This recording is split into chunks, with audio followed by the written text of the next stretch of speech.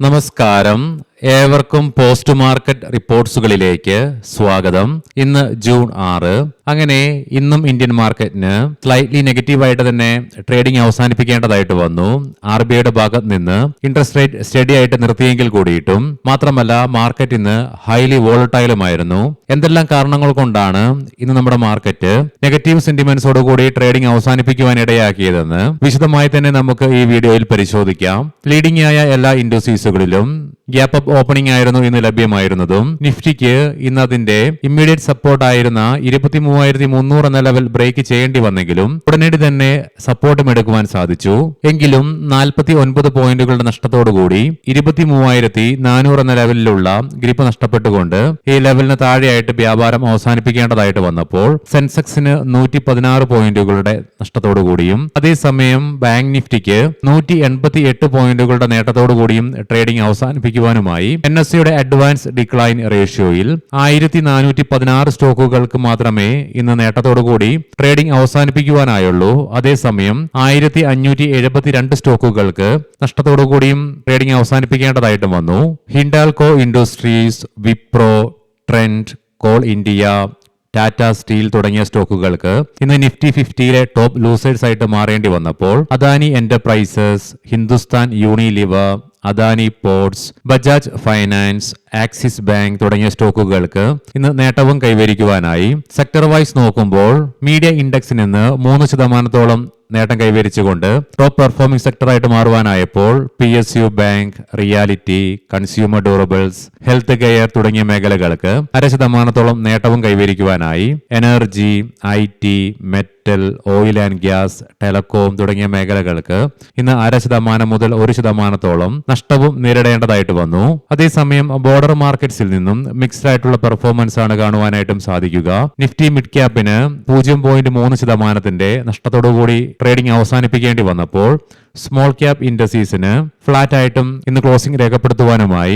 Indian രൂപയ്ക്ക് ഇന്ന് ശക്തമായ തിരിച്ചുവരവാണ് നടത്തുവാനായതും US ഡോളറിനെതിരെ. ഇന്ന് സിംഗിൾ ഡേയിൽ 85 പൈസയുടെ നേട്ടത്തോടുകൂടി ഇന്നലത്തെ ക്ലോസിംഗ് ലെവലിൽ നിന്നും 94.94 എന്ന ലെവലിലായിട്ട് ട്രേഡിംഗും അവസാനിപ്പിക്കുവാനായി. RBIയുടെ ഭാഗത്ത് നിന്നും ഇൻട്രസ്റ്റ് റേറ്റ് സ്റ്റഡി ആയിട്ട് നിലനിർത്തിയതിനെ തുടർന്ന് ഇന്ന് പല ബാങ്കിംഗ് സ്റ്റോക്കുകളിലും 2% ഉയർച്ച അനുഭവപ്പെട്ടു. Especially Canara Bank, Yes Bank, Punjab National Bank തുടങ്ങിയ സ്റ്റോക്കുകളിൽ വരുന്ന പുതിയ റിപ്പോർട്ടുകൾ പ്രകാരം ICIC പ്രുഡൻഷ്യൽ മ്യൂച്വൽ ഫണ്ട് താൽക്കാലികമായിട്ട് ഗോൾഡ് ETF-ലുള്ള ലാർജ് സബ്സ്ക്രിപ്ഷൻ റെസ്ട്രിക്ട് ചെയ്യുന്നു എന്നുള്ള റിപ്പോർട്ട്സ് ആണ് വരുന്നതും. ഇനി നമുക്ക് ഇന്ന് നമ്മുടെ മാർക്കറ്റിനെ നേരിയതാണെങ്കിലും നഷ്ടത്തോടുകൂടി വ്യാപാരം അവസാനിപ്പിക്കുവാൻ ഇടയാക്കിയ ഘടകങ്ങൾ എന്തൊക്കെയാണെന്ന് വിശദമായി തന്നെ പരിശോധിക്കാം. ഇന്ന് രാവിലെ 10 മണിയോടുകൂടി RBI ഗവർണറുടെ ഭാഗത്ത് നിന്നും ബുധനാഴ്ച ആരംഭിച്ച മോണിറ്ററി പോളിസിയുടെ ഭാഗമായിട്ട് പുറത്തു വന്ന ഇൻട്രസ്റ്റ് റേറ്റ് ഡിസിഷൻ സ്ട്രേറ്റ് ആയിട്ട് നിലനിർത്തിയെങ്കിലും RBIയുടെ ഭാഗത്ത് നിന്ന് വന്ന മറ്റുള്ള സൂചനകൾ മാർക്കറ്റിനെ ഇന്ന് നിരാശപ്പെടുത്തുക തന്നെ ചെയ്തു. അതായത് ഇന്ത്യയിലെ റീറ്റെയിൽ ഇൻഫ്ലേഷൻ 2026-27 വർഷത്തില് 4.6% മുൻപ് വിലയിരുത്തിയതെങ്കിൽ 5.1% ഉയരുമെന്നുള്ള റിപ്പോർട്ട്സ് ആണ് ഇന്ന് റിസർവ് ബാങ്കിന്റെ ഭാഗത്ത് നിന്ന് വരികയും ചെയ്തത്. എസ്പെഷ്യലി വെസ്റ്റ് ഏഷ്യൻ പ്രശ്നങ്ങളെ തുടർന്ന് എനർജിയുടെ മുകളിലുണ്ടായ ഷോർട്ടേജ് മൂലം അത് എണ്ണയുടെ വിലയിലും കാര്യമായ ഉയർച്ചയ്ക്ക് തന്നെ ഇടയാക്കുകയും ചെയ്തു. ഇതിനെ തുടർന്ന് ഏകദേശം കഴിഞ്ഞ 3 ആഴ്ചകൾ കൊണ്ട് ഇന്ത്യയിൽ റീറ്റെയിൽ ഫ്യൂവലിന്റെ വിലയിൽ 7.4% വർധനവ് പെട്രോളിലും 8.4% വർധനവ് ഡീസലിലും നടപ്പിലാക്കി. ഇതിനെ തുടർന്ന് RBI എത്തിച്ചേർന്ന നിഗമനം എണ്ണയുടെ വിലയിലുണ്ടാക്കിയ ഈ മാറ്റം 36 ബേസിസ് പോയിന്റിന്റെ ഹെഡ്ലൈൻ ഇൻഫ്ലേഷനിലേക്ക് നയിച്ചേക്കാമെന്നുള്ളതാണ്. മാത്രമല്ല RBI ഗവർണർ കൂട്ടിച്ചേർക്കുകയും ചെയ്തു, ഫുഡ് ഇൻഫ്ലേഷനെ കുറിച്ചുള്ള ഔട്ട്ലുക്ക് നിലവിൽ വ്യക്തതയില്ലാതെ തന്നെയാണ് നിലനിൽക്കുന്നതും. എസ്പെഷ്യലി മൺസൂണുമായി ബന്ധപ്പെട്ടുള്ള ഫോർകാസ്റ്റും അൺസർട്ടൺ ആയിട്ട് തന്നെ നിലനിൽക്കുന്നത് കൊണ്ട് തന്നെ അടുത്തതായിട്ട് RBI ഇന്ത്യയുടെ GDP ഗ്രോത്ത് പ്രൊജക്ഷൻ 2027 സാമ്പത്തിക വർഷത്തേക്ക് റിവൈസ് ചെയ്തുകൊണ്ട് കുറച്ചു. അതായത് ഏപ്രിൽ പറഞ്ഞ 6.9% നിന്നും 6.66% കുറയ്ക്കുകയും ചെയ്തത്. എന്നാൽ RBIയുടെ ഭാഗത്ത് നിന്നും 2025-26 സാമ്പത്തിക വർഷത്തിലെ എസ്റ്റിമേറ്റ് ചെയ്തിരുന്നത് 7.6% അതുകൊണ്ട് തന്നെ ഇന്ന് പുറത്തു വന്ന RBI മോണിറ്ററി പോളിസിയുടെ ഭാഗമായിട്ട് GDP ഗ്രോത്ത് റേറ്റിലുണ്ടാക്കിയ വെട്ടിക്കുറവും നമ്മുടെ മാർക്കറ്റിനെ ശക്തമായി തന്നെ ബാധിക്കുകയും ചെയ്തു.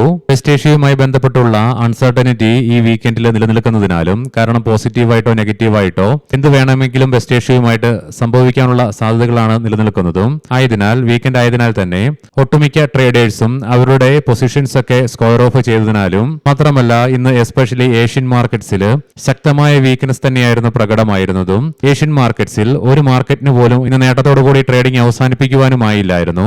ഈ കാരണങ്ങളൊക്കെയാണ് നമ്മുടെ മാർക്കറ്റിനെ ഇന്ന് നെഗറ്റീവായിട്ട് ഇൻഫ്ലുവൻസ് ചെയ്തത്. എന്നാൽ അതേസമയം ഇന്ന് ഇന്ത്യ വിക്സിൽ 3% ഉയർച്ച രേഖപ്പെടുത്തിയെങ്കിലും അവസാന ഘട്ടത്തിലേക്ക് എത്തിയപ്പോൾ 0.25% കൂൾ ഓഫ് ആകാൻ സാധിച്ചതും, കൂടാതെ ഇന്ത്യൻ രൂപയ്ക്ക് US ഡോളറിനെതിരെ ഈ അടുത്ത കാലത്തെ സിംഗിൾ ഡേയിലെ ഏറ്റവും വലിയ നേട്ടം കൈവരിക്കുവാനായതും, RBI ഇൻട്രസ്റ്റ് റേറ്റ് സ്റ്റഡി ആയിട്ട് തന്നെ നിലനിർത്തിയതും ഒരു പരിധിവരെ വലിയൊരു ഫോളിൽ നിന്നും നമ്മുടെ മാർക്കറ്റിനെ തടഞ്ഞു നിർത്തുകയും ചെയ്തു. ഇതിനെല്ലാം പുറമെ പ്രോഫിറ്റ് ബുക്കിംഗും ഇന്ന് വളരെ പ്രകടമായിരുന്നു. ഇനി നമുക്ക് ഗ്ലോബൽ മാർക്കറ്റുകൾ പരിശോധിക്കാം. നിലവിൽ യുഎസിലെ ഡോ ജോൺസ് ഫ്യൂച്ചർ 0.17% അഥവാ 89 പോയിന്റുകളുടെ നേട്ടത്തിലാണ് ട്രേഡിംഗ് നടത്തിക്കൊണ്ടിരിക്കുന്നത്. യൂറോപ്യൻ മാർക്കറ്റ്സിൽ UK മാർക്കറ്റ് 0.5%ലേറെയും ഫ്രാൻസ് മാർക്കറ്റ് 0.5%-അടുത്തും, അതേസമയം ജർമ്മൻ മാർക്കറ്റ് ഫ്ലാറ്റ് ആയിട്ട് സ്ലൈറ്റ്ലി നെഗറ്റീവ് സെന്റിമെന്റ്സോട് കൂടിയിട്ടാണ് ട്രേഡിംഗ് നടത്തിക്കൊണ്ടിരിക്കുന്നതും. കൊമോഡിറ്റിയിൽ രാവിലത്തെ വെച്ച് നോക്കുമ്പോൾ ബ്രെന്റ് ക്രൂഡിന്റെയും ക്രൂഡ് ഓയിലിന്റെ വിലയിൽ 0.5%-അടുത്ത് ഉയർച്ചയാണ് അനുഭവപ്പെടുന്നത്. ബ്രെന്റ് ക്രൂഡിന്റെ വില $94.86 ക്രൂഡ് ഓയിലിന്റെ വില $92.82 എത്തിച്ചേർന്നപ്പോൾ ഗോൾഡിന്റെ വില ഫ്ലാറ്റ് ആയിട്ട് $4464.91 പെർ ഔൺസ് എന്ന നിലയിലായിട്ടാണ് ട്രേഡിംഗ് നടന്നുകൊണ്ടിരിക്കുന്നതും. ഇനി നമുക്ക് ഇന്നത്തെ പ്രധാനപ്പെട്ട സ്റ്റോക്കിംഗ് ന്യൂസുകൾ പരിശോധിക്കാം. മുൻകൂട്ടി ഓർമ്മിപ്പിച്ചുകൊള്ളട്ടെ, ഇത് ഒരു ബൈ ഓർ സെൽ റെക്കമെൻഡേഷൻ അല്ല. ഭാരത് ഹെവി ഇലക്ട്രിക്കൽസ് മേജ ഊർജ് നിഗം പ്രൈവറ്റ് ലിമിറ്റഡിൽ നിന്ന് 21,000 കോടി രൂപയിലധികം മൂല്യം വരുന്ന പുതിയൊരു ഓർഡർ കമ്പനിക്ക് ലഭിച്ചു. BCPL റെയിൽവേ ഇൻഫ്ര ഈസ്റ്റേൺ റെയിൽവേയിൽ നിന്ന് 4.72 കോടി രൂപയുടെ കരാർ കമ്പനിക്ക് ലഭിച്ചു. ഹിന്ദുസ്ഥാൻ സിങ്കിന്റെ 2% ഓഹരികൾ 5,000 കോടി രൂപ സമാഹരിക്കുവാനായിട്ട് സർക്കാർ ആലോചിക്കുന്നു എന്നുള്ള റിപ്പോർട്ട്സ് ഇന്ന് വന്നു. ഇതിനെ തുടർന്ന് 5%-ഓളം ഇടിവ് സ്റ്റോക്കിൽ രേഖപ്പെടുത്തുകയും ചെയ്തു. ഹിന്ദുസ്ഥാൻ കൺസ്ട്രക്ഷൻ ഭൂട്ടാനിൽ നിന്നും 127 കോടി രൂപയുടെ സിവിൽ വർക്ക് കരാർ കമ്പനി നേടിയെടുത്തു. മാരുതി സുസുക്കി ഇന്ത്യ സൗരോർജം, ബയോഗ്യാസ് തുടങ്ങിയ പുനരുപയോഗ ഊർജ സംരംഭങ്ങളിൽ അടുത്ത 3 വർഷത്തിനുള്ളിൽ 450 കോടി രൂപയുടെ നിക്ഷേപം കമ്പനി നടത്തും. വിപ്രോ 15,000 കോടി രൂപയുടെ ഷെയർ ബൈബാക്കിന്റെ റെക്കോർഡ് ഡേറ്റ് ഇന്നായിരുന്നു. ഇതിനെ തുടർന്ന് ഇന്ന് സ്റ്റോക്കിൽ 8%-ഓളം ഇടിവും ഇൻട്രാഡേ ബേസിസിൽ അനുഭവപ്പെട്ടു. ഹെക്സാഗൺ ന്യൂട്രീഷൻ IPO ഇന്നു മുതൽ സബ്സ്ക്രിപ്ഷന് വേണ്ടി ഓപ്പൺ ആയിട്ടുണ്ട്. ജൂൺ 9-നാണ് സബ്സ്ക്രിപ്ഷൻ അവസാനിക്കുക. 42 രൂപ മുതൽ 45 രൂപ പെർ ഷെയർ നിലയിലായിട്ടാണ് പ്രൈസ് ബാൻഡ് ഫിക്സ് ചെയ്തിരിക്കുന്നതും. ഓയിൽ ഇന്ത്യ ആൻഡമാൻ ഓഫ്ഷോർ ബ്ലോക്കിലെ 3 പരിവേഷണ കിണറുകളിൽ 2-എണ്ണത്തിലും പ്രകൃതിവാതകം കണ്ടെത്തിയതായിട്ടുള്ള റിപ്പോർട്ട്സ് വരുന്നുണ്ട്. ഏവർക്കും നല്ലൊരു വീക്കെൻഡ് ആശംസിക്കുന്നു. ഞായറാഴ്ച ഉച്ചതിരിഞ്ഞ് മാർക്കറ്റ് ഔട്ട്ലുക്ക് വീഡിയോയുമായി കണ്ടുമുട്ടാം. നന്ദി, നമസ്കാരം.